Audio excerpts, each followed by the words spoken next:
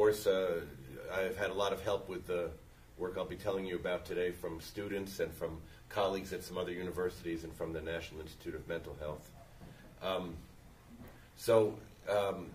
What I want to do first is and let me know if I should slow down if you're not used to the English, okay? Just interrupt me. What I want to do is sort of lay out the context for why I take the approach I take for distinguishing mechanisms in psychopathy from mechanisms in antisocial personality disorder. And then we'll go over a couple of studies that look at this issue. And then, because I thought it would be interesting to look more at mechanisms underlying the association between psychopathy and crime, I have some preliminary data looking at this as well. So I don't have anything on antisocial personality in these last two studies. I think everybody is probably familiar with antisocial personality disorder in the DSM-4, right? Pretty familiar. Pretty straightforward, related to crime and these various characteristics. Psychopathy is a little bit more elusive, so I thought I'd give you a few slides of psychopathy. This is, of course, psychopathy is widely misused. So you might, if you're not careful, you might get the impression that psychopathy is mainly a disorder of serial killers who like to play with dolls. This one is from a children's card game called Magic. If you haven't seen it, it's a fun game, and suggests maybe an association between psychopathy and zombies. And then this, a little closer to real life, this is from, I think, Time or Newsweek. It's a picture of David Koresh. And in case you can't read the bottom, it says physical abuse, manipulation, sexual domination, all of it confirmed Koresh's power. So he's famous for running the cult in Waco, Texas, and it did not end well. So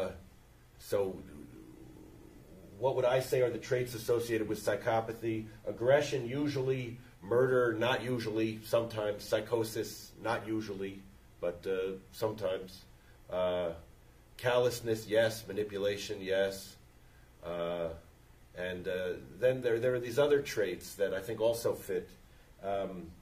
These were described by Hervey Cleckley, and one of the things that Cleckley was trying to suggest is that people who are psychopathic often seem like they are intact, like they can fit in, but they make really quite a mess of their lives, and they make quite a mess for the people who interact with them.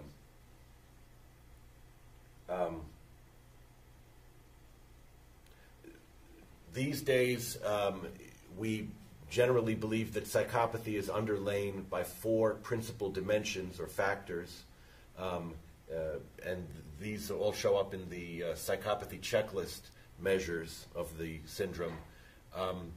I will just note that I think the antisocial factor or facet is very poorly named. As you can see from the, well, maybe you can't see from what's on the slide, it's not just committing crime, but it's committing crime early on in life, persistent crime in the face of sanctions such as probation or incarceration, and committing a lot of different kinds of crimes that differentiate people with psychopathic traits from other offenders, is what they're trying to get at. So I sometimes describe it as early, persistent, and versatile antisocial behavior.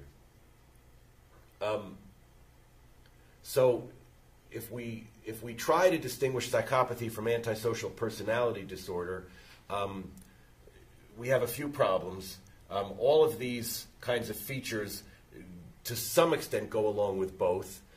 You probably know that antisocial personality disorder in the DSM-4 was intended to capture psychopathy, and the DSM-4 says these people are often referred to as psychopaths or sociopaths, implying that they are synonyms.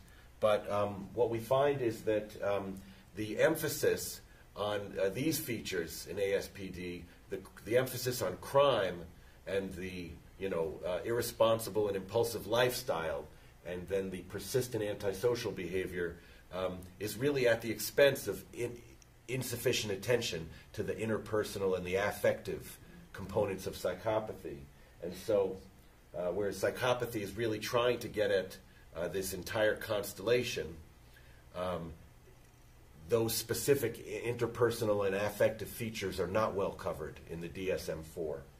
And I won't get into the DSM-5 right now, but if people want to, we can talk about that later. That's another attempt to do a better job of capturing psychopathy. And again, it's really questionable whether it will do so. Okay.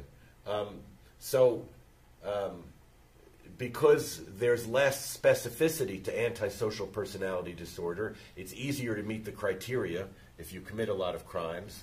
And so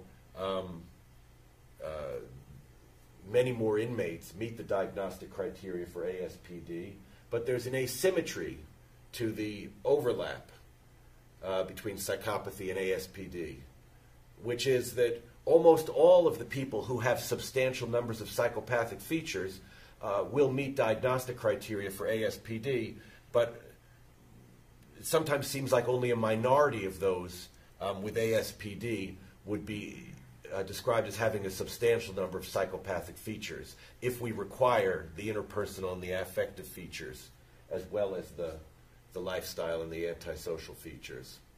So this asymmetric overlap makes it difficult to do a direct comparison. If you want to, you can't just take people with ASPD and then, but not psychopathy, and then compare them to the people who have psychopathy but not ASPD, right? Because you have very, very small groups. Almost all of your psychopathic offenders will have ASPD. And so the approach that I've taken in these next two studies is to try to distinguish people with ASPD who also have psychopathic features from those who have ASPD but do not have psychopathic features. And that is relatively straightforward, and that is relatively easy. At least it's easy to form your groups. So this first study was done with Joe Newman and Amanda Lorenz using Wisconsin prison inmates, and this was our basis for forming the three groups. Because a traditional psychopathy cutoff on the psychopathy checklist is 30 or higher, we simply required 30 or higher to be in the ASPD plus psychopathy group. And we also required that ASPD criteria be met. And again, 90 to 95% of the people with a score of 30 or higher will meet those criteria. The only people who don't are those for whom we can't document early onset conduct disorder. But then for our ASPD only group, we simply required that the score on the PCL be below 30. Now, this is not a very powerful technique. I want to be clear about that. It's a very simple, maybe stupid approach, right? Because you could have a score of 28 or 29 on the psychopathy checklist, and you'd be in the ASPD only group.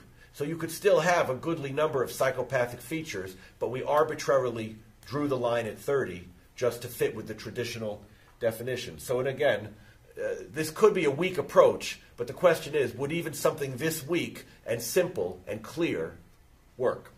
And then we had our control group, people who did not meet criteria for either ASPD or psychopathy.